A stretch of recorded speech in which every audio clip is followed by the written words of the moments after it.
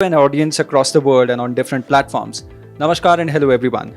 I'm Arjun Singh Kadian, academic and author, speaking to you at Live at Kigali. The topic of the conversation is nurturing the next gen, child health, protection and welfare.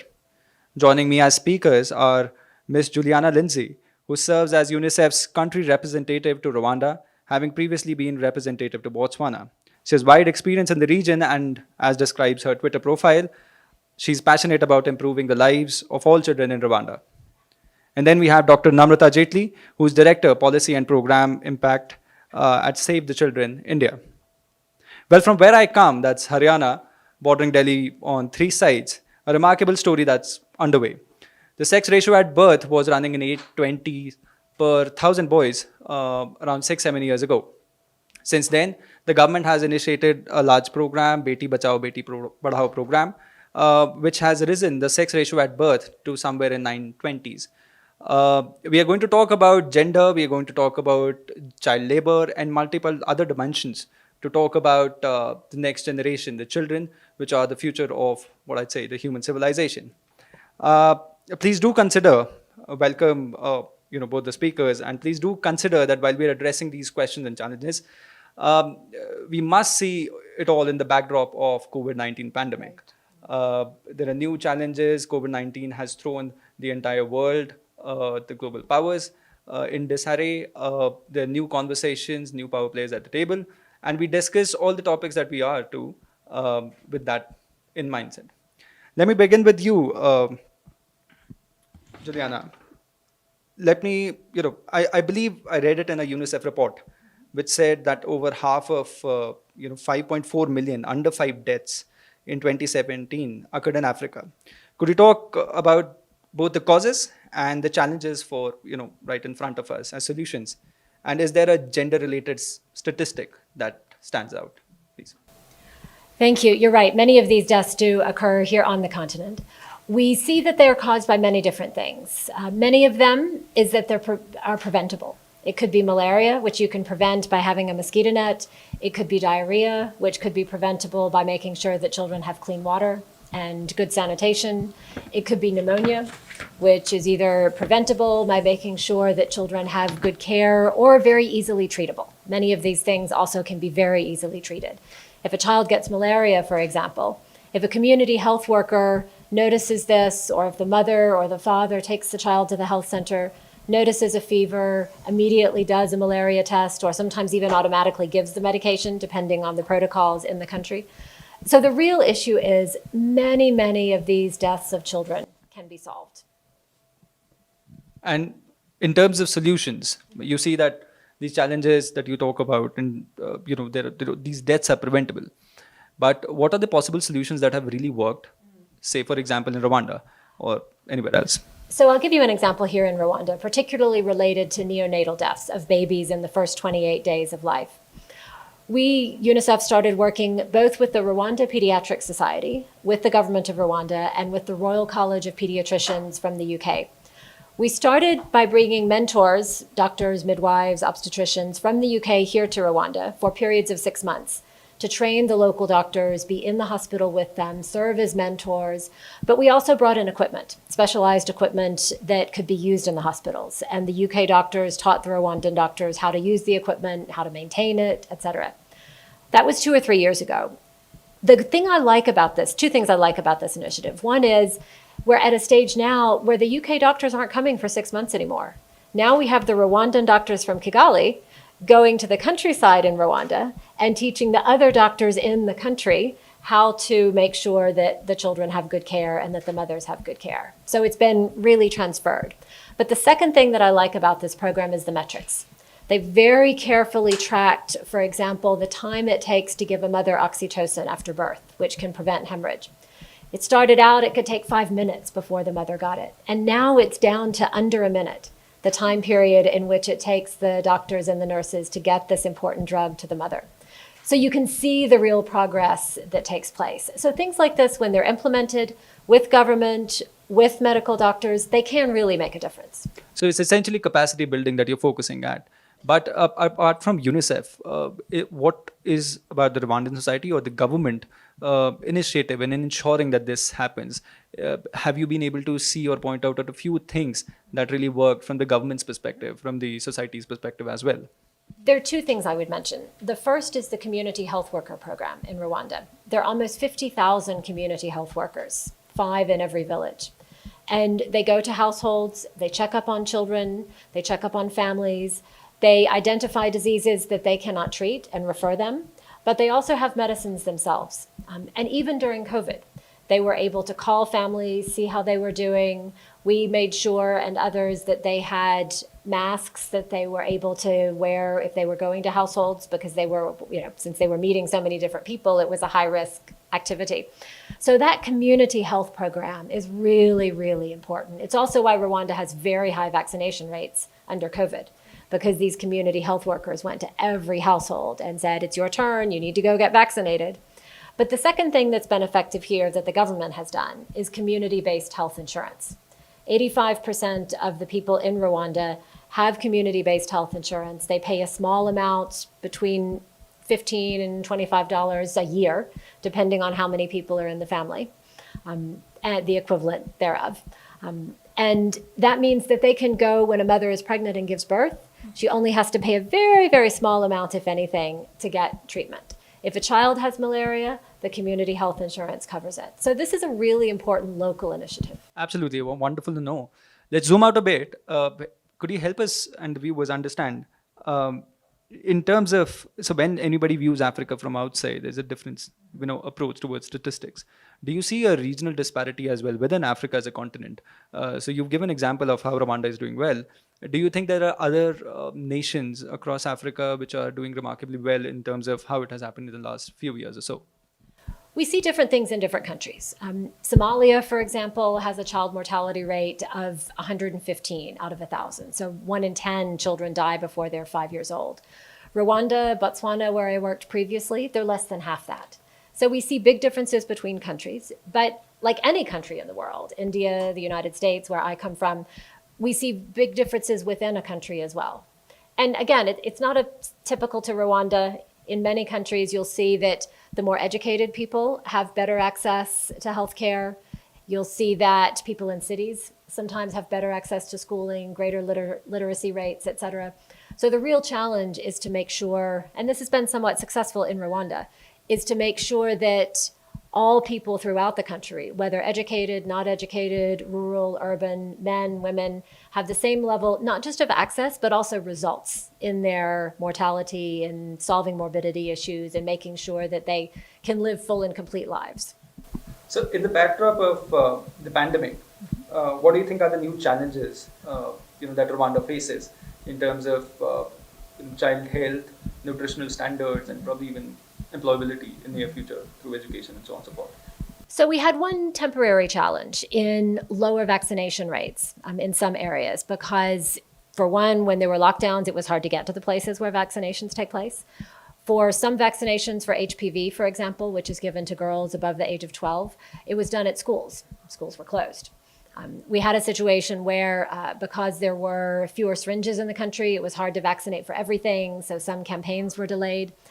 The good news is we caught up. Later then in 2021 and in early 2022, there were additional campaigns for polio, schools opened again, and so the HPV vaccine was given again.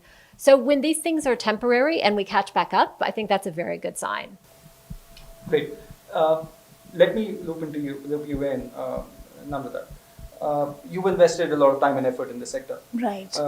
Would you share the Indian perspective? What are the challenges that India faces? What has worked for India, and what are the challenges that India faces in terms of widely covering the child health? Please. Yeah, thank you so much. And just building from Somalia's experience, and in India, especially in the context of COVID-19, because I think that's very critical. In India, there was certain, the child rights component, impact of COVID on children's access to services definitely has been very adversely impacted. And while initially the whole emphasis on COVID was that it is an health emergency, but the impact on children actually was in some ways invisible, and we've kind of tried to highlight that whole element that most vulnerable children, especially children who are on the streets, who are mobile, migrant children, the kind of impact they've had because of COVID. And if you really look at it, if you go deep dive, that we've done a number of studies, and in India, there's been a lot of evidence generation where we've seen that the impact of COVID on the socioeconomic status of families across India has been adverse. So the moment the family's income gets impacted, we've done a study where it showed that the families had to adapt. And how did they do that? They kind of reduced their expenditure on essential services, which included help, which included this whole element of education. So definitely the economic crisis did impact child rights, the whole component of schools being closed. And, India had made great progress in terms of, ensuring addressing the whole component of enrollment. And we were focusing a lot more on emphasis on, quality of learning. With COVID, it's actually, the whole, it's already gone down. So now you have to again go back and focus on, because there've been a lot of dropouts. There've been increasing cases where, though the government had made, great, interventions in terms of ensuring that continuity of learning happens, by providing the whole element of digital enabled, interventions. But there is a digital divide in India, like it would, it would be in Rwanda. There are people who have access to, 2-3 devices, while there'll be families who are just struggling with one phone, which may not be a smartphone, to be able to ensure that quality of learning happens. So education, I think that's become another area where India will have to really ensure that we kind of make up on the loss which has happened. And in addition to education, which is overtly, that's what one sees, but the whole impact on the mental and psychosocial well-being of children. And, that is an important area where, especially because of this, the lockdown, and then plus schools being closed for so many months. So the whole element of, children being able to play outside, to have social relationships, all that has been adversely impacted. Even child protection issues. And there have been studies where, cases of the kind of complaints which were coming to Childline, a lot, it was on related to violence, children feeling insecure, because many times, if you would be aware, a lot of time, the whole element of the violence against children is also by people known to the child, within the house. So not necessarily that the house is the safest place. So some of those elements have, I would say, an important component. From health perspective, like we said, basic essential health services did get impacted, so your routine immunization, even in terms of access to nutrition. So in India, we have this midday meal, so the children, especially the marginalized children, their access to school is not only, and to Anganwadi centers, is not only school and learning, but it's also in terms of, being able to get the midday meal. That did get impacted. So some of those elements, I think, in India, we will have to kind of look at ensuring that the access to services again regains. And some of the children, who've been, especially women and girls, who've been left out from this process, we'll have to ensure that they got back by the government, by civil society organizations. So, a lot more needs to be done now. Absolutely. So, interesting observations. But then, could you, because your work has been right. a lot, you worked in the child labor space, and looking at it in the sure. backdrop of the pandemic, because one reason to drop out of education is to just enter the labor market. Absolutely. So, could you tell a bit about your work and then? Yeah, so like I said, the impact of the pandemic is that, you did have children dropping out, especially from poorer households, because they had to ensure that they kind of meet the, the economic responsibilities of the family. So child labor incidences have risen. Unfortunately, we do not have, within the government system also, there is no set of data to be able to say nationwide what is the extent of child labor at the moment in India. We do have a census, which was 2011, which actually said 10.1 million children are, in child labor between 6 to 14 years of age. And the next census will come now. So one is, I think it's very, very critical that we have consistent data to be able to see, what is the incidence of child labor in India. Also disaggregated, I think so that will be extremely critical. So in the second piece, at least because you asked about our work, and in child labor, if you have to really address this whole component, there is a preventive aspect, there is a rescue aspect, and there's a rehabilitative aspect. In Save the Children, we do focus a lot on the preventive aspect. How do you ensure that children don't get into labor? So I think that becomes extremely critical. And one or two things which I would want to highlight in terms of, how do you ensure that, child labor gets prevented, is really focusing on strengthening the child protection systems at the community level. So there was this whole debate, with COVID, where do you, when you have access to even, services becomes restricted, the closer you have mechanisms to prevent child labor closer to the community, the more powerful and sustainable they will be. So we've really focused on, ensuring that there are these, and it is the government's prerogative and it is their mandate, but not necessarily it's getting effectively implemented, is to have child protection, committees at the village level. And the child protection committees will have representation from children, plus they'll have representation, from the government's field level worker, from health, also from your local self-government representatives. So this particular committee becomes very critical to be able to prevent, to generate awareness among the community, to be able to also tell let's say the child, welfare committees that there is an incidence of trafficking happening. So that is an important component in terms of preventive. The second element is because child labor, like you mentioned, it's a very multidimensional component. It's not only economic. I think this whole element of also ensuring that you can have, the education piece. So that if the children are in school, then they are not susceptible to child labor. So to ensure that you do get children back to school, having livelihood opportunities at least for the 15 to 17 to 18-year-old age group. So those are elements which, Save the Children has been really focusing on. Awareness generation becomes very, very critical. And we've ensured that not only influencing, generating data and influencing the government, but also working with the private sector, to ensure that the child labor component is not in their supply chain, because I think that will become critical. In this entire debate then, where do you think that digitization has a role to play? Or is that use of technology and innovation and internet, has it played a role somewhere in your work? And do you think, and I also come from the idea that during the pandemic days when the education had turned online, right, there was probably a drop in learning standards. So would you have a comment to make there? And I also want, something on those lines, bridging from technology and technological interventions into the space, and something if could be done about it.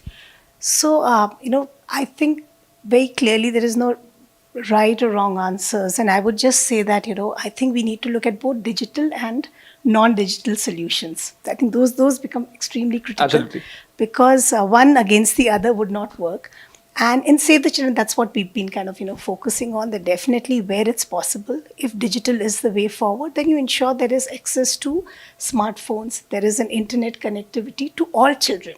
It shouldn't be restricted, because the moment you create the digital divide, so I think that becomes component. That's a very essential component that the government ensures, and it's happening in a big way, because then that will be important, but it cannot substitute, the school as an area of learning, because you do a lot of learning by, interacting, that whole element of play, the whole element of, peer support, that cannot be substituted by digital education. So I think those elements also need to be imbibed.